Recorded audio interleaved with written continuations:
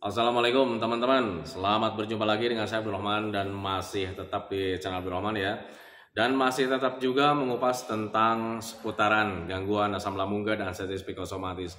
Nah, di season kali ini saya akan kembali menjawab pertanyaan-pertanyaan yang ada di kolom komentar. Nah itu teman-teman ya. Nah makanya bagi teman-teman yang merasa bertanya di kolom komentar di video-video yang kemarin-kemarin, tolong tonton videonya sampai habis, jangan di skip biar kalian nanti mengerti, biar kalian nanti paham, dan ketika mengerti dan paham, kalian bisa menanganinya tentang seputaran apa yang kalian pertanyakan. Nah itu teman-teman, makanya tolong tonton videonya sampai habis, jangan di skip.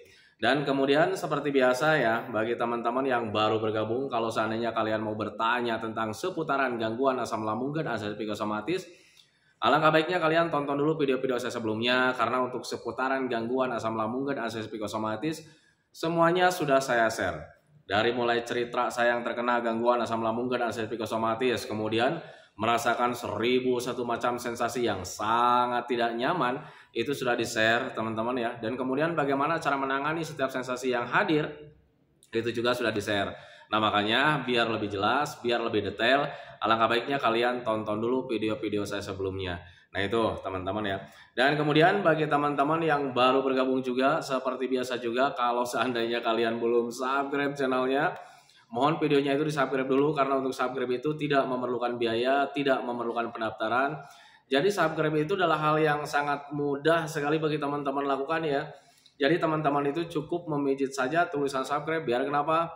Jujur ya, biar videonya itu cepat berkembang dengan baik.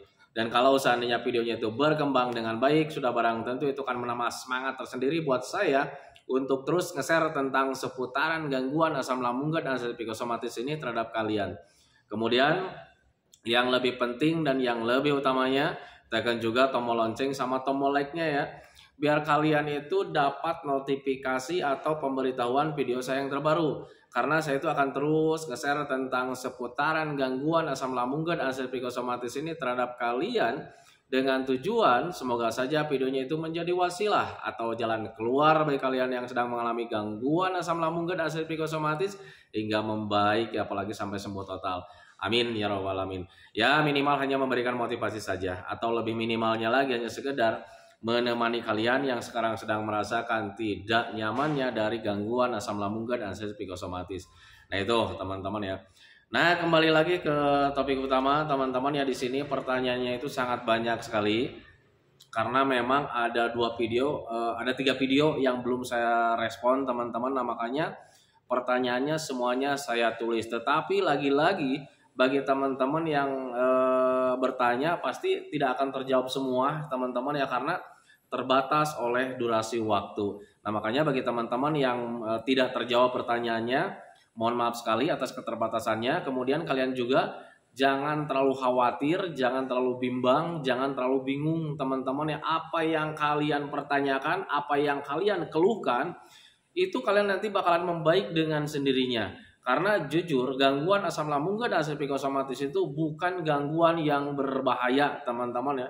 Itu hanya gangguan biasa, gangguan rumahan. Tanpa kalian ditangani juga sebetulnya bakalan membaik dengan sendirinya teman-teman ya.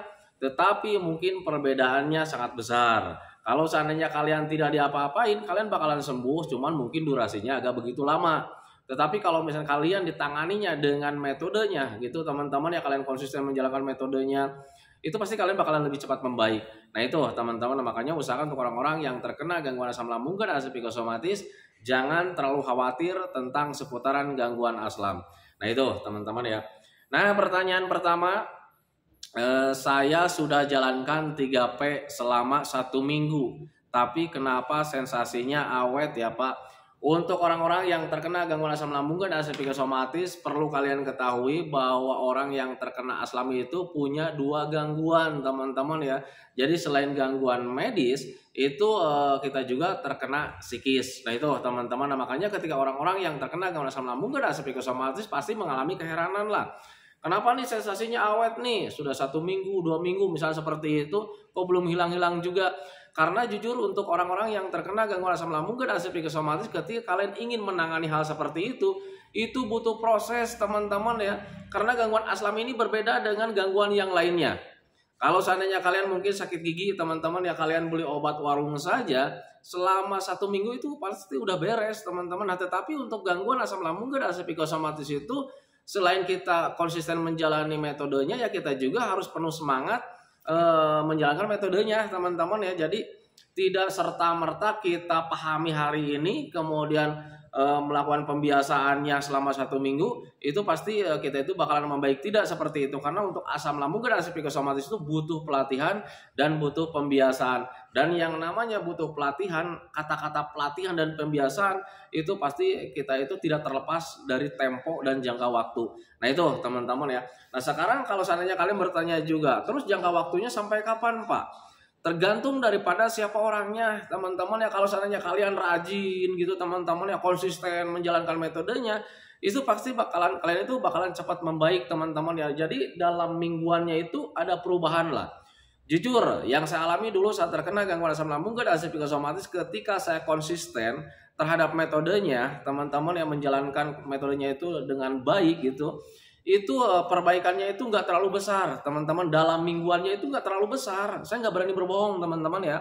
Jujur itu perbaikan gangguan asam lambung dan asam psikosomatis mungkin dalam mingguannya itu cuman ya paling sekitar 2%, 3% gitu teman-teman. Tetapi itu merupakan hal yang sangat besar buat saya pribadi teman-teman ya. Karena saat terkena gangguan asam lambung dan asam psikosomatis kita tahu sendiri menderitanya itu sebesar apa gitu teman-teman. Nah makanya ketika ada perubahan, walaupun perubahannya itu sedikit teman-teman ya, itu merupakan hal yang sangat besar buat saya.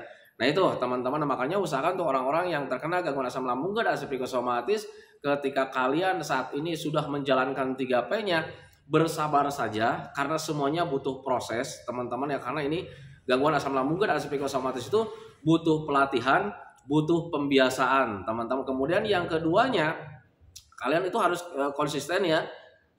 Harus konsisten menjalaninya teman-teman, jangan patah semangat lah gitu teman-teman ya. Karena kalau seandainya kalian mau menyadari sebetulnya dalam mingguannya itu ada perbaikan, itu yang saya rasakan dulu saat terkena gangguan asam ya. Nah itu teman-teman, jadi jangan pantang menyerah teman-teman ya. Kalian itu pasti bakalan membaik, bakalan sembuh total. Bahkan saya itu berani berjanji sama teman-teman itu bahwa kalian itu bakalan sehat lagi, bakalan sembuh lagi. Karena gangguan asam ini ya tidak berbahaya teman-teman, hanya mengganggu saja. Nah itu teman-teman ya. Nah kemudian pertanyaan yang kedua, apakah saat asam lambung bisa terkena demam atau sakit yang lainnya? Terus apa yang harus dilakukan ketika sedang sakit yang lainnya? Untuk asam lambung itu adalah gangguan rumahan teman-teman ya. Jadi ketika kalian mengalami asam lambung kemudian bisa juga mengalami demam, bisa teman-teman ya. Kemudian bisa juga mengalami sakit gigi, bisa juga teman-teman ya. Kemudian bisa juga mengalami meriang, bisa juga teman-teman ya. Karena asam lambung itu merupakan hal biasa teman-teman ya, gangguan rumahan yang sering kita alami. Nah makanya ketika kalian sekarang sedang asam lambung, bisa saja kalian juga mengalami demam. Nah sekarang apa yang harus dilakukan ketika orang yang terkena asam lambung kemudian mengalami demam juga, misalnya seperti itu? Ya istirahat saja teman-teman ya, berpikir logikanya ke situ sih sebetulnya teman-teman ya. Jadi banyak istirahat, tetapi apapun yang terjadi usahakan makan jangan ditinggalkan. Karena jujur orang sakit biasanya itu malas makan teman-teman ya. Padahal makan itu adalah faktor utama teman-teman ya. Prinsipnya seperti ini teman-teman ya. Orang sakit tidak akan membaik kalau seandainya tidak makan. Nah itu teman-teman, nah, makanya usahakan apapun yang terjadi kalian harus makan. Makan itu harus masuk ya, karena nutrisi kita, vitamin kita yang bisa membetulkan organ-organ kita itu sedang sakit ya pasti dari makanan teman-teman ya. Kita itu nggak punya mesin di dalam tubuh kita itu teman-teman ya. Nah makanya pahami saja ke sana. Jadi untuk orang-orang yang terkena gangguan asam lambung dan asam psikosomatis, ketika sekarang kalian terkena gangguan yang lainnya kayak macam misalkan sakit gigi, kemudian demam, kemudian meriang seperti itu, apalagi sakit panas gitu teman-teman ya. Ya usahakan kalian istirahat saja. Kemudian minumnya perbanyak, minimal 8 gelas dalam sehari, jangan sampai kurang. Nah itu teman-teman, nanti juga membaik dengan sendirinya. Nah kemudian selanjutnya, mohon dijawab apakah gangguan ini ada hubungannya dengan guna-guna? Saya diobati sama tetangga, disuruh mandi pakai air garam dan disuruh nabur serbuk besi di tiap penjuru rumah. Ini cerita saya dulu nih teman-teman ya, dulu saat terkena gangguan asam lambung dan asam psikosomatis juga sama. Ketika ya wajar sih sebetulnya teman-teman ya, orang yang kena asam lambung itu kadang suka ngedatangin paranormal gitu teman-teman, ya wajar karena ya mengingat kita itu sudah gonta-ganti dokter tidak membaik juga gitu teman-teman. Nah, makanya wajar juga kalau seandainya orang yang terkena aslam itu kadang ya mempunyai cara yang lain gitu teman-teman yang menghadirkan paranormal. Nah, tetapi bagi teman-teman yang sekarang sedang terkena gangguan asam lambung dan psikosomatis, ketika kalian sekarang diobati kemana-mana tidak membaik gitu teman-teman ya, perlu kalian ketahui bahwa gangguan asam lambung dan psikosomatis itu pure gangguan medis dan gangguan psikis, bukan gangguan guna-guna teman-teman ya. Nah, tetapi kenapa orang yang terkena aslam itu kok rasanya itu sangat tidak nyaman, kemudian sangat awet sekali? Ya karena kita itu didorong dari anxiety disorder, teman-teman ya, ada mental yang terganggu di situ. Sehingga ketika ada mental yang terganggu, kitanya banyak ketakutan dan nanti juga bisa mempengaruhi kesehatan kita, teman-teman ya. Jadi kalau seandainya kita banyak pikiran, nanti bisa berpengaruh ke asam lambung juga, teman-teman. Kemudian dampak sensasi dari psikis itu ada juga. Nah, makanya untuk orang yang terkena gangguan asam lambung dan psikosomatis itu ya rasanya begitu awet ya. Nah, itu teman-teman, tetapi perlu kalian ketahui bahwa gangguan asam lambung dan psikosomatis itu nanti juga bakalan membaik dengan sendirinya, teman-teman ya. Keadaan kalian yang sekarang yang tidak nyaman itu bakalan terlewati lagi, teman-teman ya. Nah, itu makanya pahami saja ke sana. Nah, sekarang selanjutnya, adakah cara untuk mengusir ketakutan saat mau melakukan apapun? Saya masih banyak ketakutan. Ketika kalian mengalami ketakutan saat mau melakukan apapun, teman-teman ya, tanamkan dalam pikiran kalian bahwa kalian itu bakalan baik-baik saja. Kalian itu bakalan normal-normal saja, teman-teman ya. Kalian itu bakalan sehat-sehat saja, teman-teman ya. Jadi untuk orang yang terkena gangguan asam lambung dan psikosomatis itu pastilah banyak terlalu mikirnya itu terlalu jauh lah. Ketika mau jalan-jalan selalu berpikirnya itu terlalu jauh yang belum tentu kita alami, teman-teman ya. Jangan-jangan nanti di sana gua pingsan, jangan-jangan nanti di sana gua mati, jangan-jangan nanti di sana sensasinya hadir. Selalu saja seperti itu, teman-teman, sehingga ya nanti ketika mau melakukan hal apapun itu selalu ketakutan, teman-teman ya. Tanamkan dalam pikiran kalian bahwa kalian itu bakalan baik-baik saja, teman-teman ya, bahwa kalian itu bakalan sehat-sehat saja, teman-teman. Yang membuat kalian serba takut itu, sadari saja bahwa kalian itu mentalnya sekarang sedang terkena, teman-teman ya, karena memang ada trauma di awal-awal saat terkena gangguan asam lambung dan psikosomatis, sehingga ketika mau melakukan hal apapun itu ya kadang kitanya itu selalu berpikirnya itu terlalu jauh. Nah, itu teman-teman, makanya sadari saja ke sana. Lagi ada tamu nih. Dua lagi teman-teman ya. Videonya baru 12 menit nih, tapi sekarang ada tamu sebentar ya. Pagi tadi saya mulai coba jalan-jalan. Alhamdulillah mulai ada rasa senang. Tetapi sekarang kaki saya pegal-pegal. Apakah itu normal? Teman-teman ya. Saat terkena gangguan asam lambung dan psikosomatis itu kita sangat sering sekali berdiam diri di rumah, teman-teman ya, jarang jalan-jalan lah. Jarang beraktivitas lah. Nah, makanya ketika di awal-awal beraktivitas itu ya kadang di malam harinya itu kadang kaki kita suka pegal-pegal, badan pegal-pegal. Walaupun di awal-awal kita itu ya kita nggak pegal-pegal misalnya seperti itu, teman-teman ya, cuman ada ketakutan doang misalkan. Nah, tetapi ketika jalan-jalan, mulai mengawali jalan-jalan, kadang di malam harinya itu suka pegal-pegal, dan itu merupakan hal yang normal, teman-teman ya, karena kita mulai mulai membiasakan diri kembali, teman-teman ya. Jadi otot kita itu ya shock lah, boleh dikatakan shock gitu, teman-teman. Jadi sudah terlalu lama kita itu berdiam diri, teman-teman. Nah, makanya ketika sudah terlalu lama berdiam diri, kemudian ketika di awal-awal kita jalan-jalan itu pasti mengalami pegal-pegal. Itu merupakan hal yang sangat normal. Jangan pernah ketakutan, teman-teman. Nah, sekarang solusinya gimana? Ya usahakan kalian ketika pegal-pegal ya kalian minum minimal 8 gelas dalam sehari, jangan sampai kurang. Kemudian kalian boleh dipijit-pijit juga gitu, teman-teman. Kemudian besoknya kalian boleh berjemur juga bagian kakinya. Nah, itu teman-teman, nanti juga membaik dengan sendirinya. Jangan patah semangat, besoknya lanjut lagi jalan-jalannya ya. Nah, itu teman-teman ya. Nah, kemudian selanjutnya, kembung begah saya awet, gimana solusinya? Untuk orang yang terkena gangguan asam lambung dan psikosomatis, pasti kembung dan begahnya itu awet kalau seandainya stresnya itu belum terkelola, teman-teman ya. Kita mungkin sudah jaga pola makan ya, makanannya sehat semua, misalnya seperti itu, teman-teman. Jadi makanannya itu kita pilih makanan yang sudah pasti tidak akan menyebabkan kembung gitu, teman-teman. Tetapi kenapa sekarang itu kembungnya awet, misalkan seperti itu, teman-teman ya.